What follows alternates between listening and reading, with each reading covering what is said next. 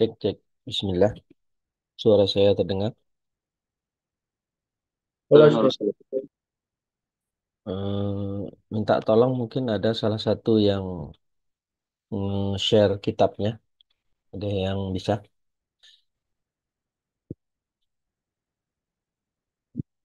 Kalau nggak salah di grup sudah ada ya kitab PDF-nya.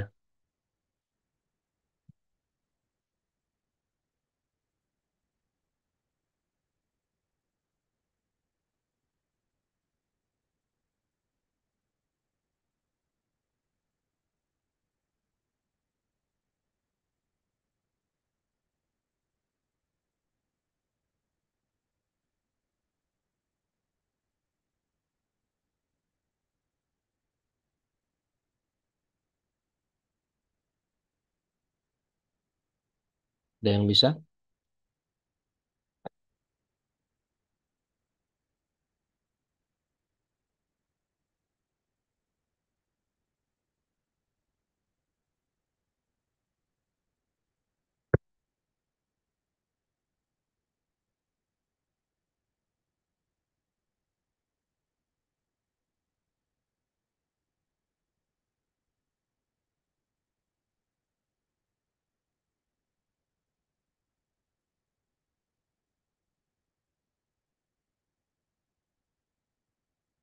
Baik, kita mulai saja dulu. Bismillahirrahmanirrahim. Assalamualaikum warahmatullahi wabarakatuh. Waalaikumsalam. Waalaikumsalam.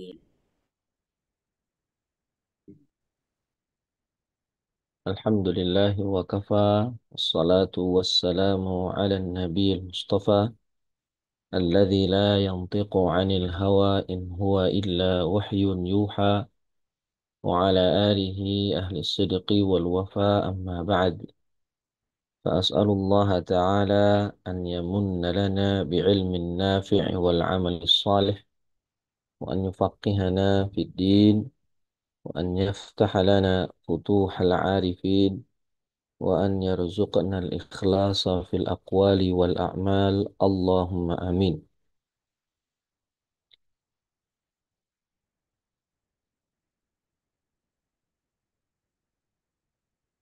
Para ikhwah sekalian, tulab wa talibat, habrul ummah yang Allah muliakan. Alhamdulillah di pagi hari ini kita bisa berjumpa sebagaimana jadwal yang sudah ditentukan.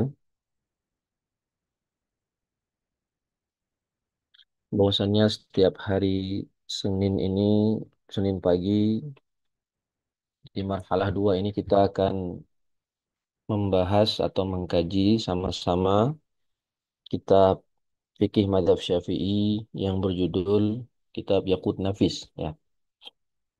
Salawat dan salam senantiasa tercurahkan kepada Nabi kita Muhammad sallallahu alaihi wasallam serta kepada beliau, sahabat dan orang-orang yang mengikuti sunnahnya hingga akhir zaman. Amin. Amin ya rabbal alamin. Para ikhwah sekalian, azani Allah wa iyyakum.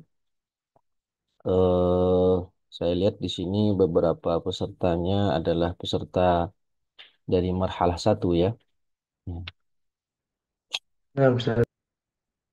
ya, lumayan banyak yang dari marhalah 1. Dan sedikit info bagi peserta yang baru yang belum pernah ketemu saya sebelumnya untuk marhalah 1, Alhamdulillah kita insya Allah sebentar lagi akan menyelesaikan kitab Fathul Qarib. Ya, pembahasan terakhir Fathul Qarib kemarin sudah selesai pembahasan tentang nazar, ya, pembahasan tentang sumpah, ya, tentang sumpah dan nazar. Pembahasannya tinggal pembahasan qadha dan pembahasan pembebasan budak insya Allah. Yang mana sudah saya minta izin ke Kaprodi Ustadz Denny insya Allah pembahasan kitab Fathul Qorib kita tetap lanjutkan sampai khatam. Ya, sampai khatam sekitar 6 pertemuan lagi kira-kira. 6 pertemuan lagi, insya Allah bisa kita selesaikan. Semoga nanti akhir Desember sudah bisa selesai pembahasan kitab Fathul Qorib. Ya, sudah sangat tanggung, ya, tinggal sedikit lagi. Nah, jadi di marhalah 2 ini saya diamanahkan oleh Kaprodi Ustadz Deni untuk mengajar kitab selanjutnya, level selanjutnya yaitu kitab Al-Yaqut An-Nafis, ya, fi madhab Muhammad bin Idris, ya. Eh, yang mana kitab ini, ikhwah sekalian, azani Allah wa iyyakum, adalah kitab yang kalau bisa dikatakan levelnya ini di atas kitab Fathul Qorib, ya, di atas kitab Fathul Qorib. Meskipun ini termasuk kitab yang apa namanya, kitab yang ringan, ya, yang secara bobotnya itu masih agak ringan. Kalau saya pribadi merasakan kitab ini lebih ringan daripada kitab Fathul Mu'in, ya. Kitab Fathul Mu'in ini levelnya masih di atas kitab Yaqutun Nafis. Tapi Yaqutun Nafis ini sebenarnya eh, agak kurang cocok kalau bagi pembelajar yang sama sekali belum pernah belajar kitab pemula untuk fikih Syafi'i, ya, seperti Matan Abi Suja atau Safinatun Najah. Ya. Kalau kata guru saya itu Syekh Labib mengatakan urutannya sebelum Yakut Nafis itu ya Safinah, kemudian baru Matan Abi Suja dengan syarahnya Fathul Qarib. Ya, atau kalau mau langsung itu Nailur Raja, setelah Safinah baca Nailur Raja, setelah Nailur Raja baru bisa langsung mengkaji kitab Fathul Qarib Al-Mujib, dan setelah itu baru naik ke kitab Yaqut An-Nafis. Nah, ikhwan sekalian, azani Allah wa iyyakum, kitab Yaqut Nafis ini kitab yang apa namanya? Kitab yang luar biasa, kitab yang berkah, dan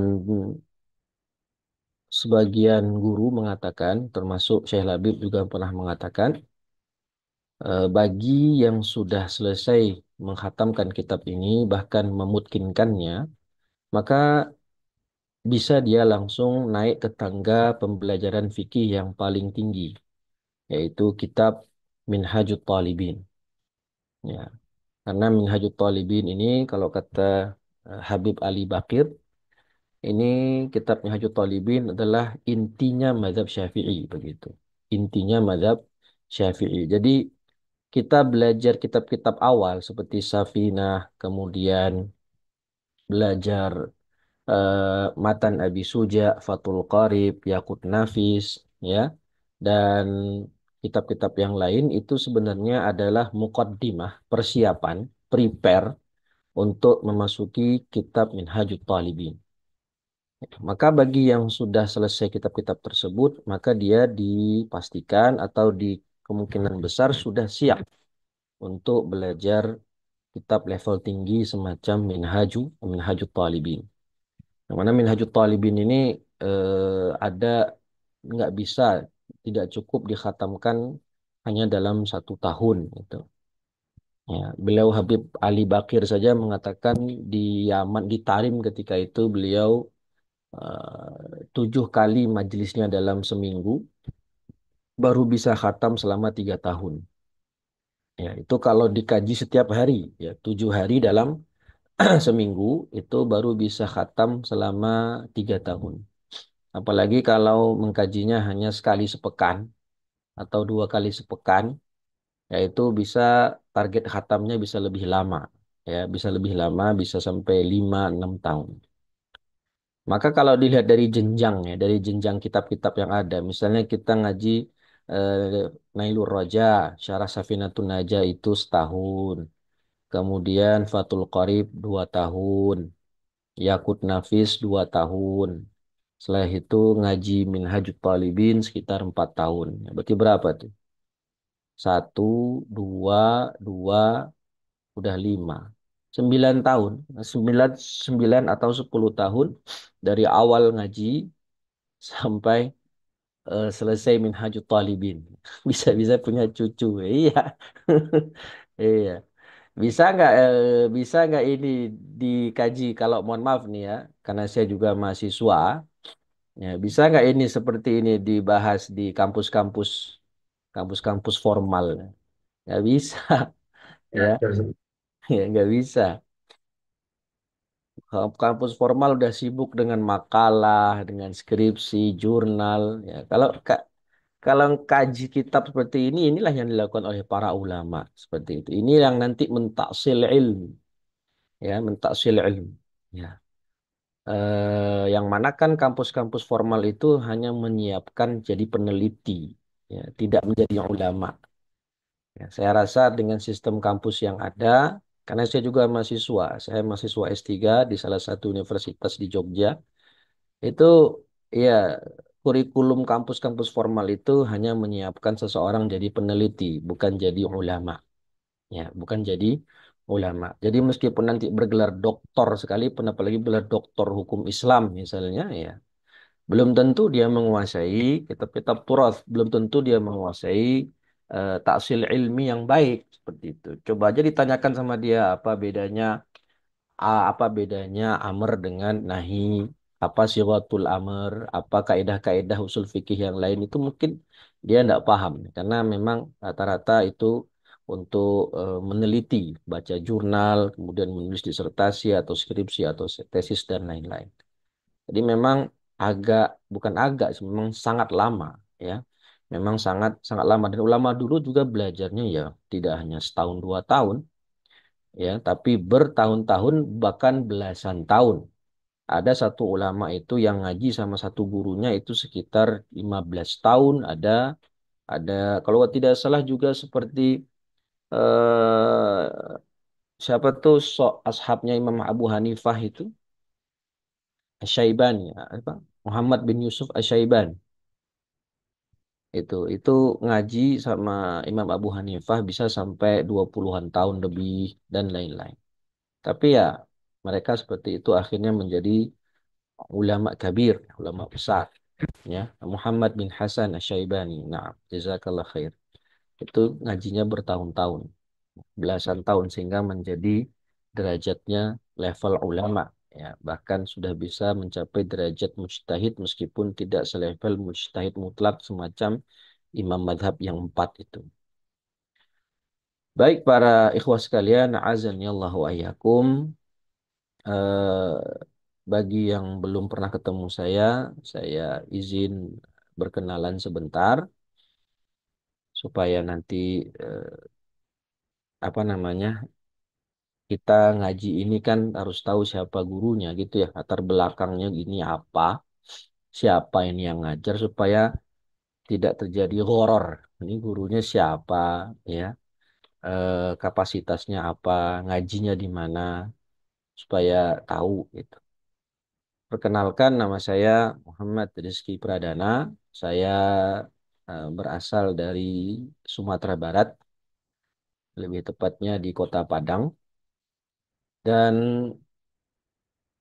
sekarang saya domisilinya di Klaten dan sehari-hari mengajar di Pondok Pesantren Tahfidzul Quran Ibnu Abbas Klaten.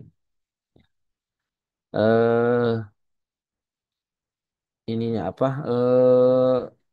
Riwayat pendidikan dulu MTS atau Madrasah Sanawiyahnya di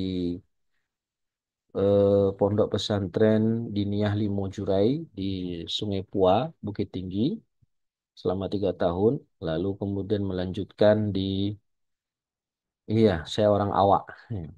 Kemudian melanjutkan di aliyahnya di PPMI Assalam Solo, Surakarta selama 4 tahun dari jenjang takhasus sampai lulus madrasah aliyah.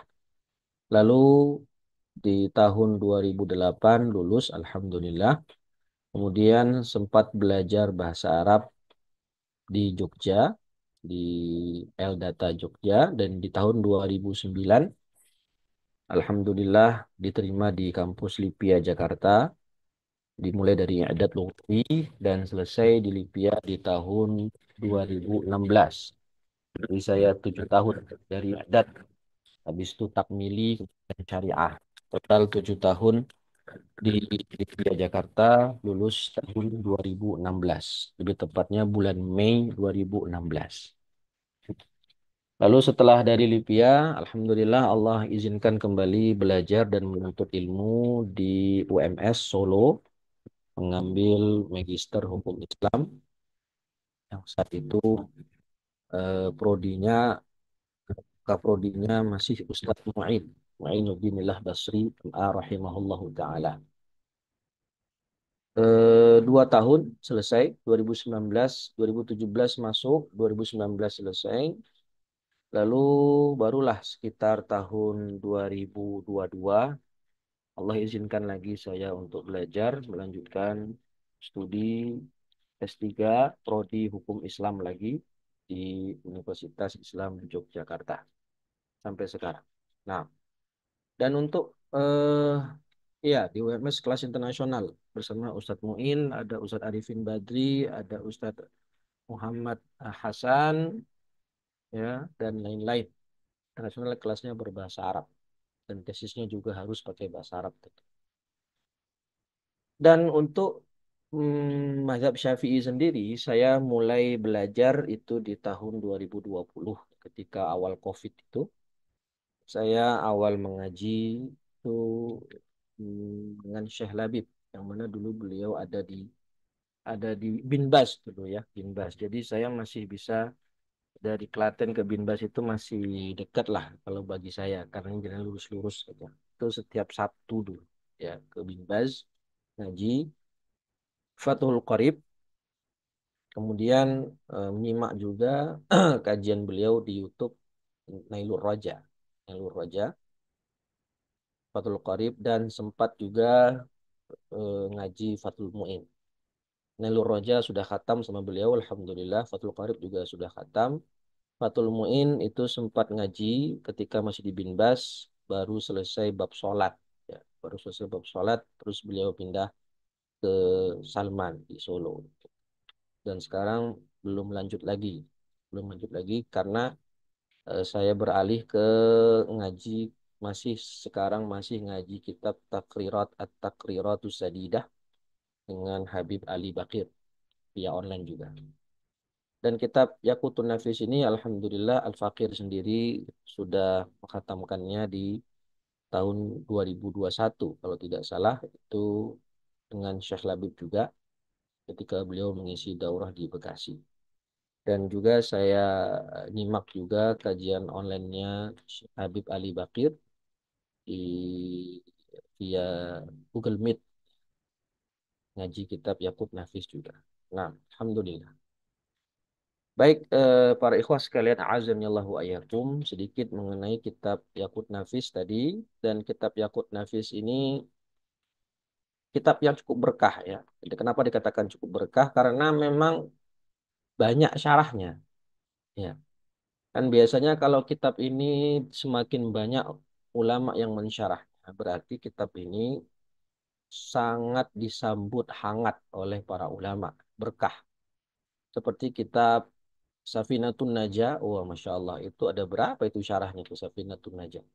Yang populer kan Nailur Raja, kemudian yang agak dalam itu Kasyifatus Saja, kemudian adalah Ghayatul Muna, ya, dan lain-lain, termasuk syarah-syarah kontemporer. Ya, masih banyak sekali syarah kitab Safinatun Najah yang ditulis oleh Syekh Salim bin Sumair rahimahullahu taala. Begitu pula kitab fenomenal Matan Abu Suja. Ya, Matan Abu Suja ini wah jangan tanya. Ya, ada berapa syarahnya? Luar biasa banyak. Mulai dari syarah yang zaman dulu seperti syarahnya Ibnu Daqiq Al-Aid, ya, kemudian Fathul Qarib Al-Mujib, kemudian ada Kifayatul Akhyar, kemudian ada Al-Iqna, ya. itu yang syarah paling bagus untuk kitab Matan Nabi Suja.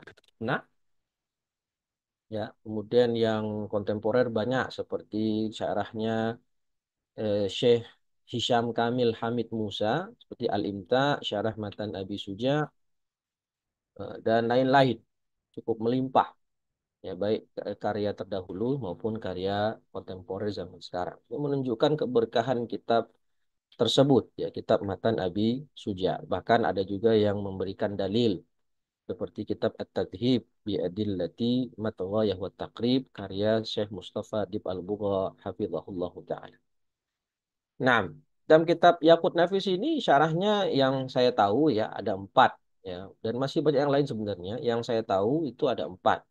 Pertama kitab Syarah Yakutun Nafis, namanya Syarah Yakut Nafis yang dikarang oleh, yang ditulis oleh putranya sendiri, syarah milik putranya sendiri, Muhammad bin Ahmad bin Umar Asy-Syatiri, Syekh Muhammad bin Ahmad bin Umar Asy-Syatiri, yang mana syarah Yakut Nafis yang punya anaknya itu adalah syarah Sautiyah. Jadi beliau ketika ngasih kajian, kemudian kajiannya itu ditranskrip oleh muridnya, kemudian ditulis sehingga jadilah kitab, jadi dibukukan, ya dibukukan. Sebagaimana seperti contohnya kitab Al-Qaul Mufid punyanya Syekh Utsaimin, syarah kitab Tauhid itu juga saya tahu itu syarah dari Syekh Utsaimin Sauti, ngisi kajian dijelaskan. Nah, nanti kemudian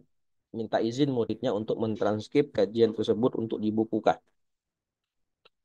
Nah, itu syarah Yaqutun Nafis yang ditulis atau karya ceramah, hasil ceramah anaknya sendiri, ya. Penulis dari penulis kitab Yaqutun Nafis. Lalu yang populer lagi syarah Yaqut Nafis ini Mu'nisul Jalis. Mu'nisul Jalis syarah Yaqutun Nafis ini termasuk syarah yang baru ditulis oleh Syekh Mustafa Abdul Nabi. Syekh Mustafa Abdul Nabi hafizahullah taala. Itu dua jilid tebal, ya, Mu'nisul Jalis Syarah Yaqutun Nafis, dua jilid tebal. Itu syarahnya luar biasa bagus, ya. Agak sedikit mutawwal, tapi ya cukup mendalam. Nah, yang ketiga itu Ikmalut Tadris. Ya. Ikmal At-Tadris. Syarahnya punya siapa lupa saya. Ya. Itu dicetak di cetakannya cetakan Indonesia, dicetak di Indonesia. Ikmalut Tadris. Dan masih banyak lagi sebenarnya, tapi yang masyhur ya itu. eh, Tadi Syarah Yaqutun Nafis, kemudian Ikmalut Tadris sama Mu'nisul Jalis. Ah, Syamir bin Umar Bashkil. Betul. Itu. Yang saya punya cuma dua, ya Mu'nisul Jalis sama yang itu, Ikmalut Tadris. Baik, ikhwah sekalian, azan ya Allah wa yakum. Tapi kita untuk kajian yang setiap hari Senin ini, kita hanya fokus ke kitab Yaqutun Nafisnya saja, yang ditulis oleh Al-Allamah Ahmad bin Umar Asy-Syatiri rahimahullahu taala. Sambil nanti kita juga membaca ta'likan-ta'likan beliau, ya. Tapi tidak semua ta'likan beliau kita bahas, ya. Karena kalau semuanya kita bahas nanti kelamaan. Mana ta'likan yang penting untuk kita baca, kita bahas bersama, kita baca. Dan kitab Yaqutun Nafis ini nanti kan ada dua ta'lik di bawahnya. Ada ta'lik dari penulis sendiri, kemudian ta'lik dari Syekh Salim Bukayir, ya. Ta'liknya dari Syekh Salim Bukayir, muridnya kalau tidak salah, di bawahnya lagi. Yang mana ta'likannya Syekh Salim Sa'ud Bukayir itu awalnya dijual terpisah. Awalnya dijual terpisah dari kitab Yaqutun Nafis sendiri. Jadi awalnya itu beliau hanya menempelkan ta'likan-ta'likan yang ada beliau tulis di kitab ini, di kitab Yaqutun Nafis, dijual terpisah ta'likannya Syekh Salim Bukayir. Terus oleh Darul Minhaj kemudian digabungkan, dijadikan satu. Masya Allah, jazakallah khair ya Darul Minhaj. sehingga kita tidak repot-repot lagi untuk membelinya secara terpisah karena sudah digabung ta'liqannya Syekh Salim Said Bukayir dalam kitab ini sendiri. Baik, silakan kita langsung saja ke Muqaddimatul Kitab. Yang sudah punya kitabnya, jazakallah khair, bagus. Yang belum, ya segera kalau bisa dipunya ya. Kitab Yaqut Nafis yang cetakan Darul Minhaj.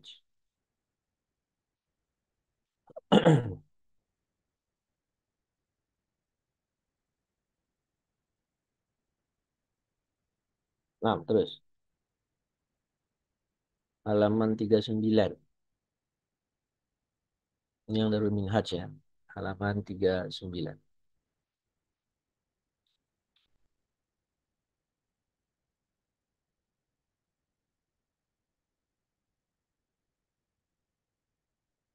Nah, ada. Bismillahirrahmanirrahim. Qala al-musannif rahimahullahu ta'ala wa nafa'ana bi'ulumihi fid dunya wal akhirah. Khutbatul kitab. Ya, jadi di awal ini nanti ada dua muqaddimah. Ada muqaddimah kitab, ada muqaddimah ilm. Alhamdulillahi ala ma syar'a minad dini wa hada ila siratil mustabin. Wassalatu wassalamu ala rasulil amin. Sayyidina Muhammadin wa alihi at-tahirin wa sahbihi ajma'in. Nah, beliau di sini memulai kitabnya dengan basmalah dan juga memulai dengan alhamdulillah. Ini sebagai bentuk iqtidaan bil kitabil aziz ya wa amalan bi khabari as-sahih bi khabarin sahih sebagai bentuk iqtida ya mengikuti Al-Qur'an dan mengamalkan hadis Nabi alaihi salatu wassalam yang mana bunyinya kullu amrin dibalin la yabda'u fihi bi bismillahirrahmanirrahim fahuwa aqta. Dan di situ disebutkan ta'likan di bawah Alhamdulillahi Rabbil Alamin wassalatu wassalamu ala sayyidina Muhammadin wa alihi wa sahbihi ajma'in wa ba'du fahadihi ta'aliqun muqtadabah tafifah. Ini ta'liq yang ringan dan mudah yang aku tulis di kitabku ini tafsilan li mujmaliha ya, untuk menjelaskan secara rinci bagian-bagian yang mujmal wa idahan li muskiliha wa bayana li muhtarazi quyudiha wa khafiyi maqsudiha ma'a ziyadati siyaghin min al-uqud wa da'awa tata'allaqu bi kathirin min abwabiha. أخذتها غالبا من تفصيل المقصود والنبذة المحبرة إغناء للطالب عن الرجوع إليهما وإلى أمثاله. Jadi, taklid yang beliau tulis ini, beliau jelaskan untuk menjelaskan mana yang mujmal, dirinci, kemudian menjelaskan muskilah-muskilah atau permasalahan-permasalahan yang ada, lalu menjelaskan muhtarazat dari kuyut-kuyut yang ada. Nanti kan ketika mendefinisikan sesuatu, nanti kita keluarkan mana yang tidak termasuk definisi. Lalu juga beliau menambahkan di sini sirah-sirah dari setiap akad nanti dalam bab muamalat ya, wa da'awa. Itu nanti beliau jelaskan contoh sirah jual beli seperti apa. Contoh sirah dalam akad gadai seperti apa, akad salam seperti apa. Beliau jelaskan, beliau tambahkan di situ di ta'liqnya bagaimana sirah-sirah dalam akad muamalah tersebut. Yang mana sirah-sirah itu diambil dari kitab Tahsilul Maqsud Fima Yatlubu min Ta'rifi Syaghil Uqud. Nah, itu lengkapnya. Kitabnya Tahsilul Maqsud Fima Yatlubu min Ta'rifi Syaghil Uqud karya Abdullah Basudan. Sebagai apa namanya supaya nanti para penuntut ilmu, para pembelajar itu sudah mencukupi kitab ini untuk mengetahui bagaimana sirah-sirah dalam jual beli. Yang mana ini kan tidak terdapat dalam kitab Abu Suja ya. Jadi memang ada beberapa hal kelebihan dari Yakut Nafis ini dibandingkan Abu Suja karena memang ini kan levelnya di atas Abu Suja. Tapi uniknya ada juga beberapa hal, beberapa pembahasan di di kitab di kitab Matan Abu Suja ada, tapi di Yakut Nafis nggak ada, ya di Yakut Nafis tidak ada. Nah,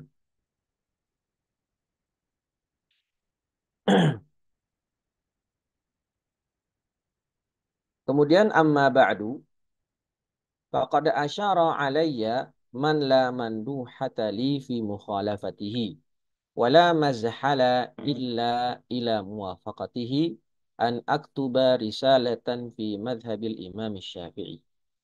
Beliau di sini sedang menjelaskan alasan, ya. Jadi memang sebaiknya, selayaknya atau bagusnya ketika memulai kitab itu menjelaskan di antaranya itu tadi poin-poin nanti, ya, ada tujuan menulis kitab, kemudian ada namanya istilahnya bara'atul istihlal, ya, kemudian nama kitabnya apa, nama mualifnya siapa, dan seterusnya. Nanti di pembahasan amma ba'du ini beliau menjelaskan beberapa poin. Yang pertama ini adalah alasan kenapa beliau menulis kitab Yaqut Nafis ini. Alasannya adalah karena diminta sama gurunya. Ya, yang mana beliau katakan faqad asyara alayya man la manduhata li fi mukhalafatihi. Ya, guru saya itu mengisyaratkan alias menyuruhku, minta tolong padaku untuk menulis kitab ini, menulis risalah yang mana nggak bisa aku tolak. La manduhata li fi ikhtilafihi, li fi mukhalafatihi. Ya. Tidak ada celah bagiku, aku tidak bisa untuk menolaknya. Ya, aila budda an uti'ahu, ya harus saya taati. Nggak enak. Kalau bahasa Jawanya apa? Sendiko dauh, ya gitu ya. Sendiko dauh. Ya. Udah disuruh sama ustadznya, sama gurunya, sama kiainya, ya manut. Gitu. Karena mungkin kiainya melihat dia memang pintar. Salah satu muridnya yang pintar dan cerdas, maka diminta sama syekhnya untuk menulis risalah tentang mazhab Syafi'i. Di ta'liq dijelaskan siapa syekhnya, huwa syaikhi, yang ta'liq nomor 5 itu, huwa syaikhi al-allamah Abdullah bin Umar Asy-Syatiri.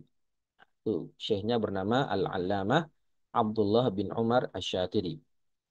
Wala mazhala illa ila muwafaqatihi. Wala mazhala ini mutanaha, ya.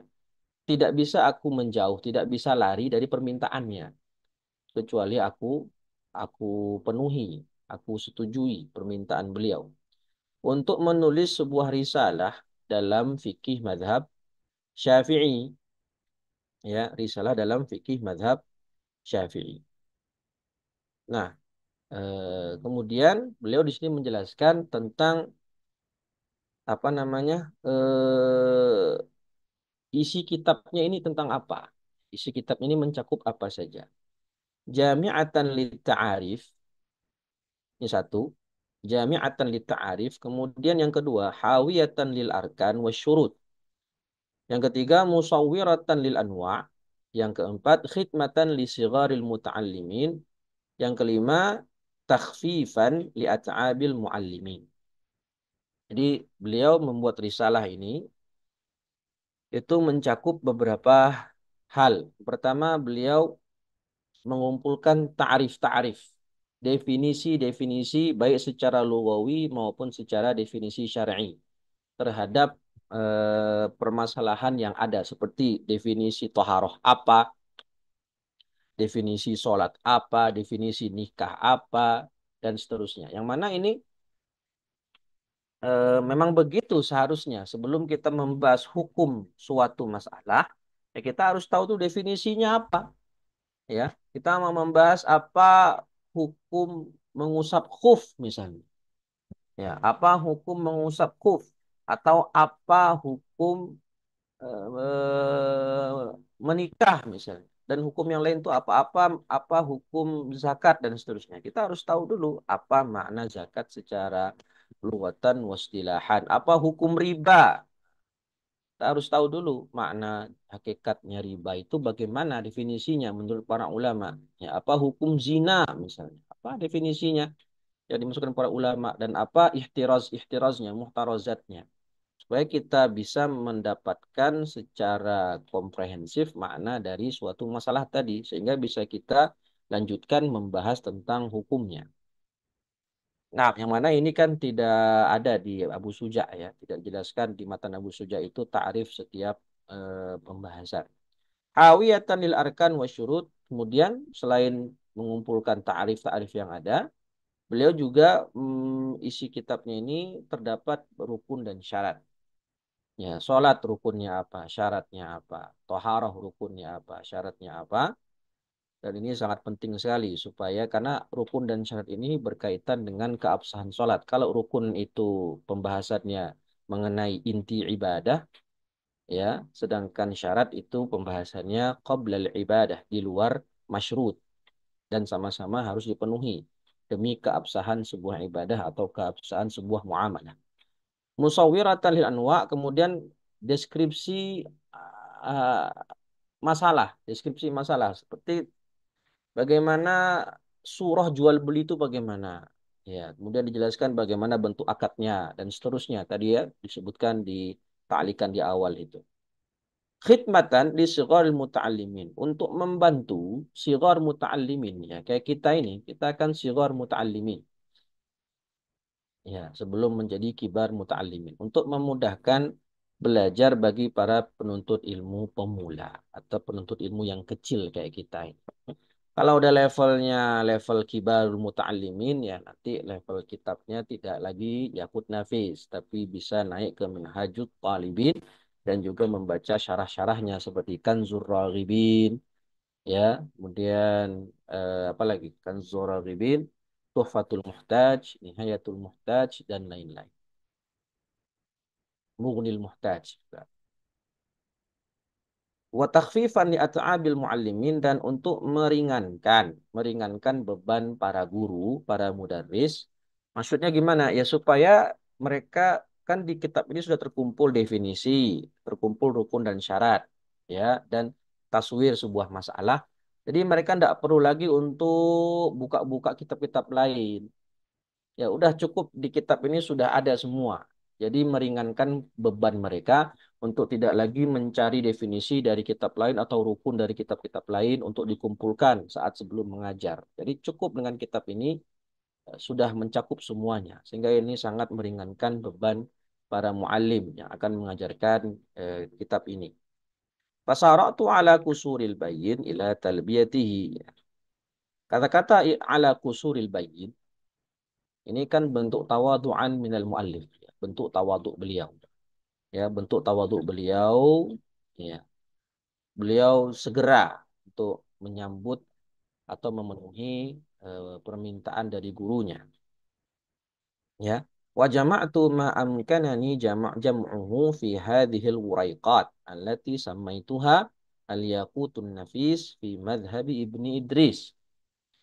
Kata-kata beliau bilang wajama itu ma'amkanani. Ya, kalau saya lihat di kitab Mu'nisul Jalis karya Syekh Mustafa Abdul Nabi Hafizahullah itu beliau menjelaskan di situ penulis ini Syekh Ahmad bin Umar Asy-Syatiri mengumpulkan maklumat-maklumat untuk beliau tulis di kitab ini itu dari kitab-kitab seperti Hasyiah Al-Bajuri. Kitab Hasyiah Al-Bajuri, kemudian Hasyiah Asy-Syarqawi ala Tuhfatit Tullab karya Syekh Zakaria Al-Ansari. Ya, termasuk dari kitab Tuhfatul Tulab itu sendiri. Jadi memang dari beberapa kitab yang mutawwalat beliau kumpulkan, beliau jadikan satu di kitab ini tadi, takhfifan di at'abil muallimin. Dan beliau nyebutnya di sini apa? Uraiqat. Hmm. Uraiqat ini kan tasghir dari apa? Warakat ya. Kalau warakat aja itu sudah ringan ya. Kita tahu kan kitab warakat usul fikih itu. Itu kan aslinya berapa lembar itu matan warakatnya? Matannya doang. Berapa lembar itu warakat? Nyampe nggak 10 lembar? Sudah ngaji warakat kan? Berapa lembar tuh warakat itu? Kalau Bukan. matan berapa? nggak nyampe 10 lembar nggak salah. Ya, nggak nyampe 10 lembar. Sangat tipis ya. Termasuk matan Safinah. Kalau kita pernah lihat matan Safinah itu, matanya doang tuh tipis sekali. Ya, saya lihat itu matanya halamannya paling cuman 20 ya 20-an lah. Nggak nyampe 50 halaman bahkan, 20-an. Nah, tipis. Ini malah bahasanya wuraiqat.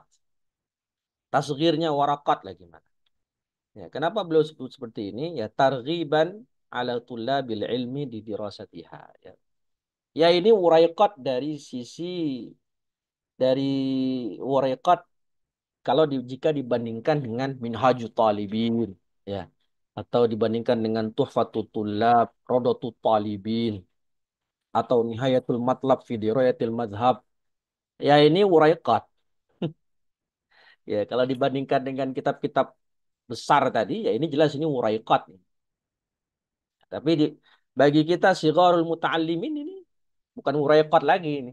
Ini termasuk agak berat malah levelnya level menengah ya, bukan level pemula banget untuk pembelajar fikih Syafi'i. Ya. Uraiqat bagi para alim kabir, uraiqat. Tapi bagi kita ya, ini bukan uraiqat, tapi bisa jadi risalah, betul-betul risalah ya.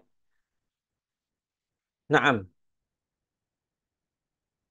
Wal ma'mulu minal mutalli'ina الرضا والإغضاء عما ليس متعين الخطأ ومن المولى سبحانه الإثابة والقبول. Nah, wal ma'mul beliau berharap dari para pembaca itu ridha, ya, ridha. Dan al-ighdha amma laisa muta'ayyin al-khata. Dan apa itu ighdha? Ya, ighdha itu artinya memejamkan mata atau pura-pura tidak lihat. Alias di sini beliau berharap kalau pembaca menemukan kesalahan, selama kesalahannya itu tidak muta'ainul khata, ya, atau enggak parah banget kesalahannya, ya istilahnya itu jangan terlalu menggebu-gebu untuk menyalahkan beliau, ya, karena beliau manusia biasa. Ya, artinya husnul i'tidar amma ta'ayyana lil khata. Kalaupun itu kesalahan yang muta'ainil khata, itu diberikan uzur. Kalau tidak muta'inul khata ya bisa saja kita yang belum paham apa maksud dari musannif. Tidak buru-buru menyalahkan. Ya, tidak buru-buru menyalahkan kecuali setelah dikaji secara mendalam kalau memang ternyata salah misalnya. Ya, atau ternyata ini tidak muktamad misalnya. Tapi ya inilah bentuk adab kita kepada para ulama, kepada para alim. Ya, tidak langsung mengatakan oh ini salah, ini keliru, ini menyelisih sunnah dan lain-lain. Ya, karena sebagian ada yang buka majelis mengkaji kitab fikih madhab Syafi'i, tapi karena yang ngajar ini latar belakangnya bukan tidak pernah mengkaji fikih Syafi'i, latar belakangnya madhabnya lain, maka ketika mengkaji fikih Syafi'i banyak naket-naketnya gitu, malah sering menaket. Ya. Oh eh, ini kurang tepat, ini tidak benar. Yang benar adalah seperti misalnya air itu tidak tiga, air itu cuma dua. Air itu ya tohur, ya najis sudah. Nggak ada tiga pembagian seperti yang dikatakan Abu Suja. Tohir, tohur, tohir, najis. Tidak cukup dua saja dan lain-lain. Ya, masalahnya menurut mazhab lainnya mungkin cuma dua, tapi karena kita mengkaji fikih Syafi'i, berarti kita harus menyesuaikan diri kita dengan bagaimana pemahaman para ulama Syafi'iyah dan bagaimana cara istinbat ulama Syafi'iyah yang sudah berlangsung selama berabad-abad seperti itu. Karena metodenya berbeda, kan madhab itu kan madrasah fikih ya, dengan metode yang berbeda-beda yang sudah teruji selama berabad-abad, baik secara kaidahnya, usul dan furuknya. Itu harapan beliau dari para pembaca, ya. Sedangkan harapan beliau dari Allah Azza wa Jalla wa minal maula subhanahu al-itsabatu wal qabul. Ini harapan beliau dari Allah supaya mendapatkan pahala dan diterima amalan ini di sisi Allah Subhanahu wa taala. Nah, satu lagi, jadi di buku ini setidaknya ada beberapa pembahasan di mukaddimah. Pertama, beliau menyebutkan sebab alasan penulisan. Kemudian yang kedua beliau menyebutkan maudhu'ul kitab. Ini pembahasan kitab ini tentang apa? Lalu apa namanya? Yang ketiga adalah buku ini isinya tentang apa? Ya, buku ini isinya tentang apa? Dan yang keempat tentang harapan nama kitab, yang keempat nama kitab dan yang kelima harapan beliau terhadap pembaca dan harapan beliau dari Allah Subhanahu wa taala. Baik, kemudian muqaddimah yang kedua, ini muqaddimatul ilm. Ya, muqaddimatul ilm dan saya rasa di kitab-kitab lain juga seperti itu ya. Sebelum belajar inti kitabnya ini, maka kita selayaknya, sepantasnya mengetahui namanya muqaddimatul ilm yang lebih dikenal dengan mabadi al-asyarah. Mabadi'ul asyarah. Bagaimana dinazamkan oleh ulama inna mabadi'a kulla fannin asyarah al-haddu wal mawdu'u thumma thamarah wa fatluhu wa nisbatun wal wadi'u wal ismu wal istimdadu hukmu syari'u masailun wal ba'du bil baqdi iktafa wa man daral jami'a hadha syarafa. Nah, itu ya yang disebut dengan mabadi al-asyarah. Mabadi asyarah ini adalah 10 asas ilmu yang mana setiap ilmu memiliki asasnya masing-masing. Muqaddimah i'lam annahu yanbaghi likulli syari'in fi fannin an ya'rifa mabadi'ahu al-'asharah wa hiya hadduhu wa mawdu'uhu wa fa'idatuhu wa masailuhu wa ismuhu wa istimdaduhu wa hukmu syari'i fihi wa nisbatuhu ila sairil ulumi wa fatluhu wa wadi'uhu. Nah, ini nasarnya, tadi nazamnya.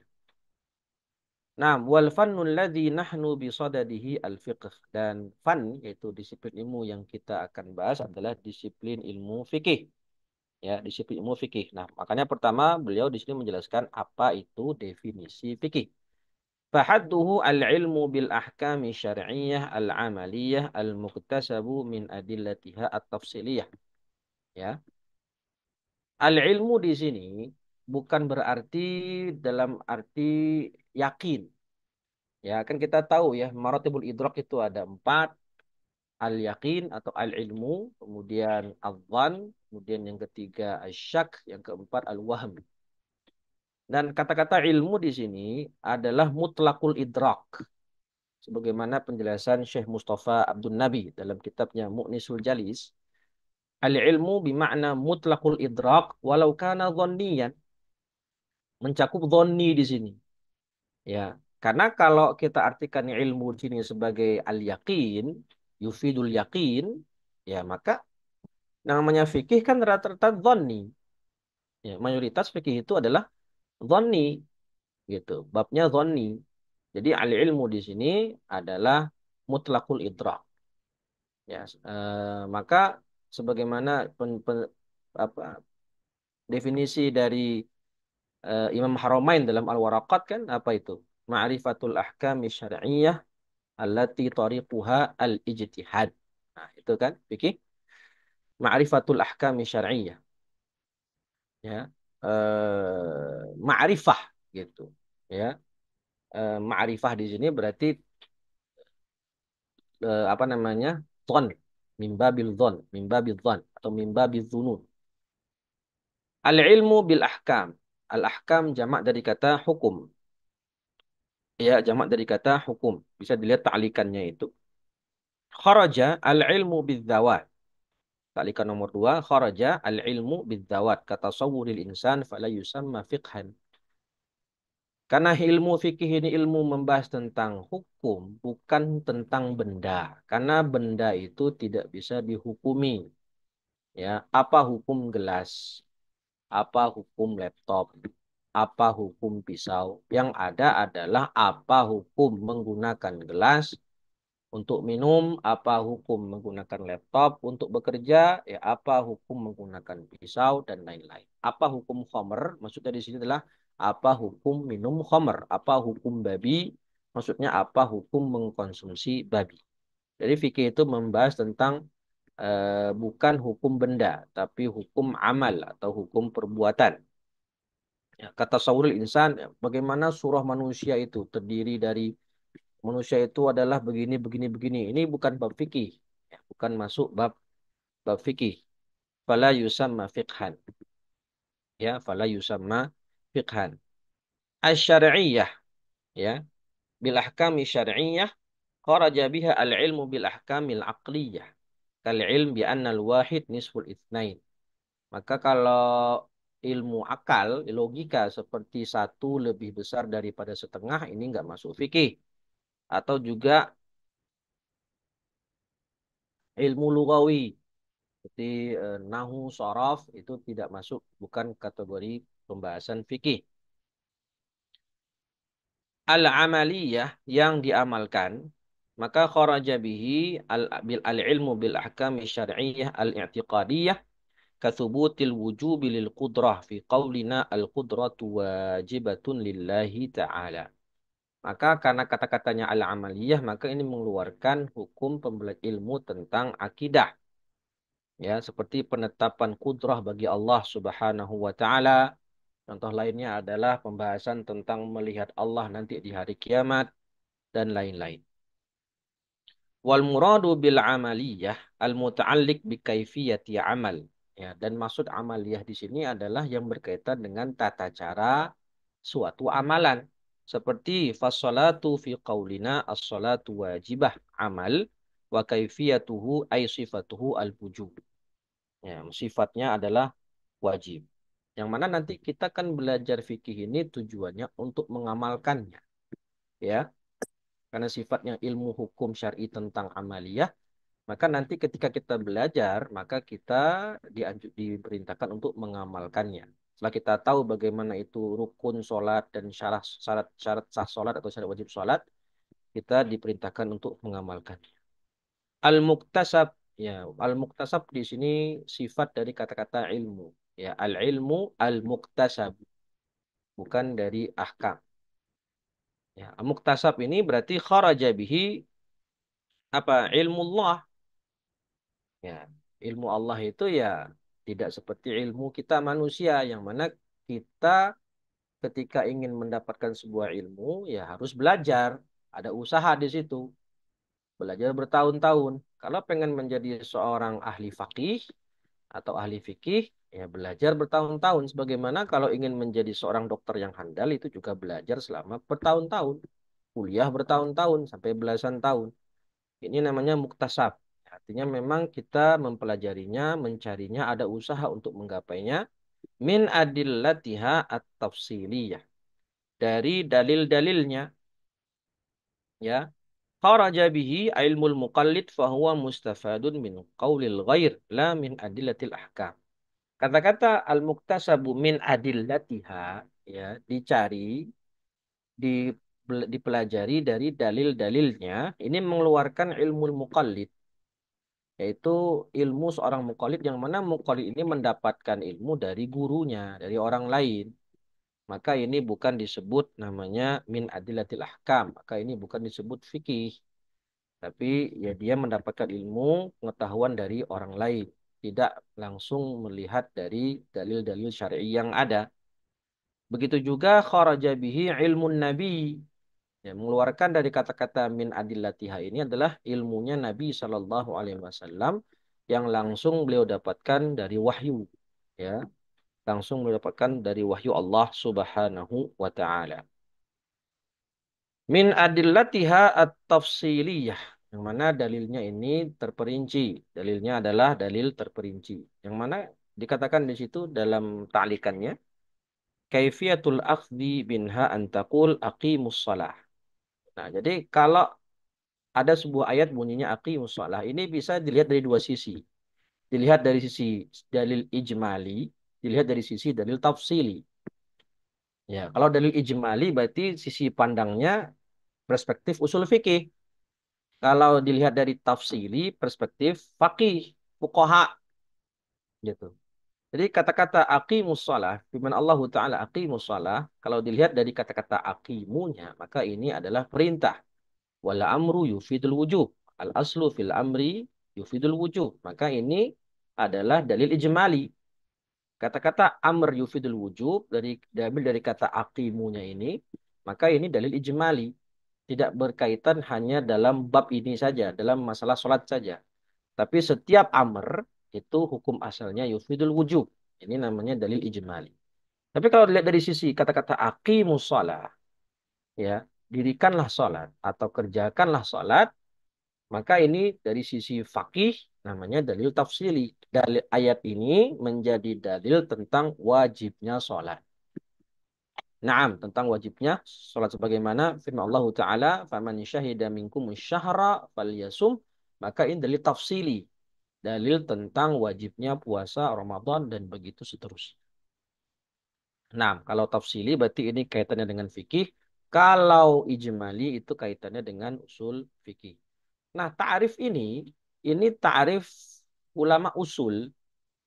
Ya, jadi menurut ulama usul, yang disebut fakih itu adalah yang sudah bisa langsung mengkaji hukum dari sumbernya, Al-Quran dan hadis, bukan bertanya dari gurunya.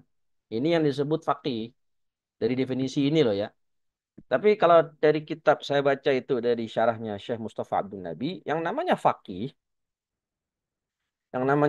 itu dia hafal, hafal matan-matan kitab, hafal masalah dan memahaminya dengan baik gitu. Fahmul masail, ya, hifdzul masail wa fahmuha bidzabat. Itu paham, hafal masalah terus memahaminya dengan baik. Seperti orang misalnya hafal Minhajut Talibin, hafal Yaqut Nafis, hafal Zubat. Sekaligus memahami permasalahan itu satu persatu, maka dia disebut faqih. Disebut apa? Faqih. Ya, tapi kalau definisi usul fikih ini, definisi dari ulama usul ini, faqih itu berarti sudah bisa langsung mengkaji dari kitab dan sunnah langsung mubasyaratan. Wa maudhu'uhu, kitab ini, fikih ini pembahasan tentang apa? Af'alul mukallafin. Siapa itu mukallaf? Baligh, berakal. Dan sudah ada pembahasan dalam Safinatun Najah ya atau Nilur Raja itu tanda-tanda baligh. Ya, tanda-tanda baligh. Dan kata-kata mukallafin dalam bentuk jamak ya, ini mimbabi mimbabil ghalib ya.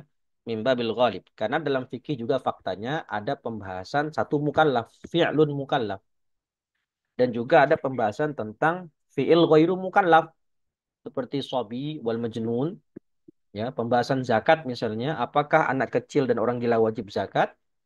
Ya, dalam mazhab Syafi'i dan jumhur mengatakan wajib zakat. Meskipun dia sobi dan majnun, belum disebut sebagai mukallaf, tapi wajib zakat karena yang namanya zakat ini kaitannya dengan harta si pemiliknya. Wa faidatuhu imtithalul awamir wajtinabun nawahi. Faedah membahas fikih, belajar fikih adalah melaksanakan perintah Allah dan menjauhi larangannya. Wa huwa masailuhu, masail atau masalah yang dibahas dalam kitab dalam fikih adalah ya, al-qadaya allati tuzkaru fihi. Seperti apa? An-niyatu wajibah, al-wudu'u syartun li sihhatis shalah, as-salatu wajibah, ar-riba haram, waz-zina haram, was-sariqatu haram, dan lain-lain. Namanya adalah nama fikih. Nah, terima kasih Mas Agung ya. Saya mau pamit duluan. Namanya adalah ilmu fiqih, bisa juga disebut ilmu furu' dan yang lain disebut al-fiqhul asghar. Kalau yang akidah kan namanya fiqhul akbar, sebagaimana kata Abu Hanifah. Istimdad dari mana pegangan atau sandaran ilmu fikih ini, itu kita tahu ya dari kitab, sunnah, ijma', qiyas. Dan di ta'liqan ini dijelaskan dari definisinya itu, dan ini dipelajari dalam kitab usul fikih ya masing-masing, apa itu Al-Qur'an, apa itu sunnah, apa itu ijma, apa itu qiyas, dan bagaimana pendalilan kehujiahannya dalam hukum syar'i. Lalu apa hukum mempelajari fikih? Hukum syari'i fihi pertama wajib aini, fardu ain. Fima tatawaqqafu alaihi sihhatul ibadah wal muamalah wal munakahah. Jika berkaitan dengan keabsahan ibadah atau keabsahan muamalah atau munakahah. Maka Yang mana kalau kita tidak mengetahui hal ini, maka bisa saja ibadah kita atau muamalah kita ini tidak sah. Maka wajib bagi seseorang untuk mempelajari hal-hal yang berkaitan dengan keabsahan ibadahnya atau keabsahan jual belinya atau keabsahan akad nikahnya dan lain-lain. Fardu ain. Artinya kalau dia misalnya dia mau jual beli, dia mau dagang tapi tidak memahami fikih jual beli secara dasar, ya bisa-bisa dia berdosa ya karena tidak memahami konsep jual beli secara baik ya, baik rukun maupun syaratnya. Kemudian fardu kifayah itu kalau lebih dari ini, ila bulughi darajatil fatwa. Kalau mau jadi mufti ya namanya fardu kifayah. Berarti harus ada di antara kaum muslimin ini harus ada orang yang bergelut dalam masalah ilmu syar'i supaya sampai derajat mufti agar nanti bisa menjadi tempat bertanya bagi orang-orang awam seperti kita. Wan nadbu sunnah kalau melebihi derajat mufti yaitu derajat mujtahid mutlak nanti. Ya, ini sunnah ya di atasnya lagi. Wa nisbatu ila sa'ilil ulum al-mughayaratu laha. Dan bagaimana posisi ilmu fikih ini dari ilmu yang lain? Ya, dia pembeda. Pembeda dari ilmu kedokteran, pembeda dari ilmu bahasa, ilmu lughah, ilmu bahasa Arab, atau ilmu kedokteran, ilmu geografi, ilmu bumi, dan lain-lain. Dan keutamaannya fawaqanuhu ala sairil ulu. Ya, ilmu-ilmu fikih ini termasuk ilmu level atas. Ya, tapi kalau kita lihat dalam kitab lain juga disebutkan apa keutamaan ilmu ini pasti menyebutnya semua ilmu yang penting, ilmu yang di atas. Ilmu kaidah itu ilmu yang tinggi juga. Masing-masing selalu menyebutnya tinggi, tinggi, tinggi gitu di atas. Fikih termasuk ilmu yang level atas karena berkaitan dengan tadi, berkaitan dengan ibadah dan muamalah ya. Hablum minallah wa hablum minan nas. Yang terakhir siapa founder atau pencipta atau peletak pertama kitab peletak pertama ilmu fikih ini yaitu al-a'immah al-mujtahidun, para ulama mujtahid seperti ulama empat mazhab atau seperti Imam Hasan Basri atau murid-murid Imam Abu Hanifah seperti Muhammad bin Hasan Asy-Syaibani ya atau muridnya Imam Syafi'i seperti Imam Al-Muzani ya dan lain-lain. Itu para ulama mujtahid, mereka adalah founder. Tapi ini dari wadi' kalau wadi' hakikinya adalah Allah.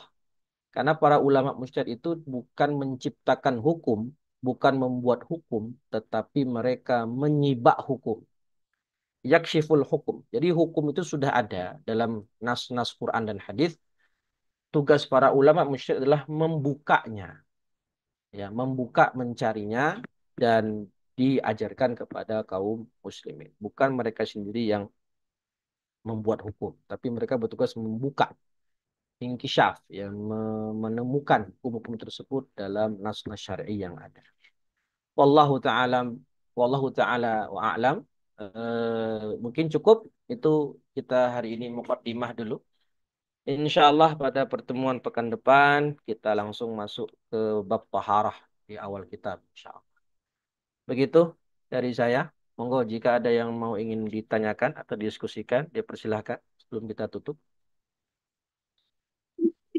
Ustaz, perkiraan kita ngaji ini berapa lama Ustaz? Kita ini bisa selesai. Sama mungkin Pak Abdurrahman, sekitar 2 tahun juga. Insya Allah. Baik Ustaz. Fathul Qarib. Insya Allah. Fathul Qarib kita tetap lanjut hari Sabtu ya. Sampai khatam insya Allah. Hari Sabtu pagi. Baik, Ustaz. Nah, ada lagi?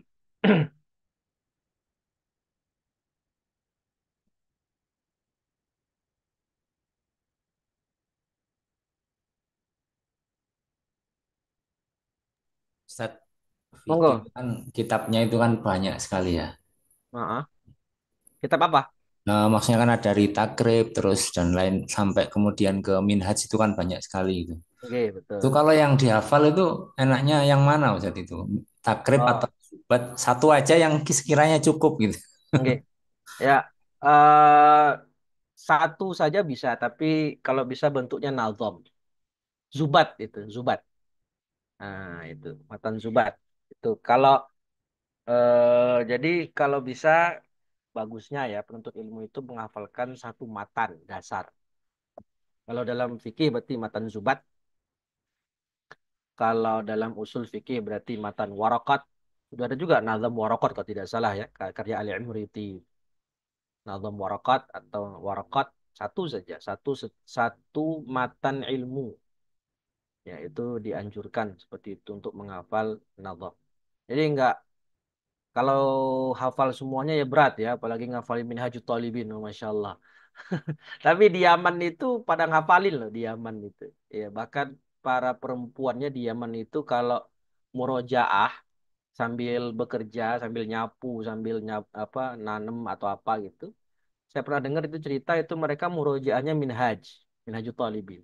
Jadi bukan murojaah Quran lagi, itu sudah pasti itu mereka hafal ya. Tapi mereka murojaahnya Minhajut Thalibin. Luar biasa, subhanallah. Ya. Jadi matan-matan dasar aja, matan-matan dasar atau mungkin ngafalin Safinah misalnya. Atau yang paling bagus ya matan Zubat.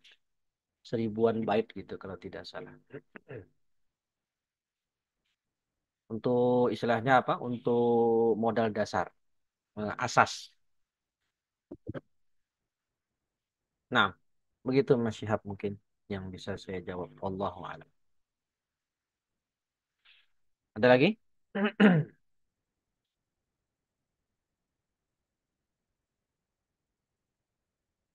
Nah, jika tidak ada, terima kasih atas atensinya dan perhatiannya. Insya Allah kita teruskan Senin depan, masuk langsung ke pembahasan toharah. Demikian dari saya. Mohon maaf atas kekurangan dan kesalahan. Kita akhiri dengan bacaan Alhamdulillah dan kafaratul majlis. Alhamdulillahirabbil alamin. Subhanakallahumma wa bihamdika asyhadu an la ilaha illa anta astaghfiruka wa atubu ilaik. Assalamualaikum warahmatullahi wabarakatuh.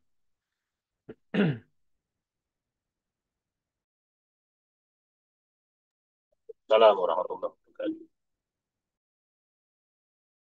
جزاكم الله خير.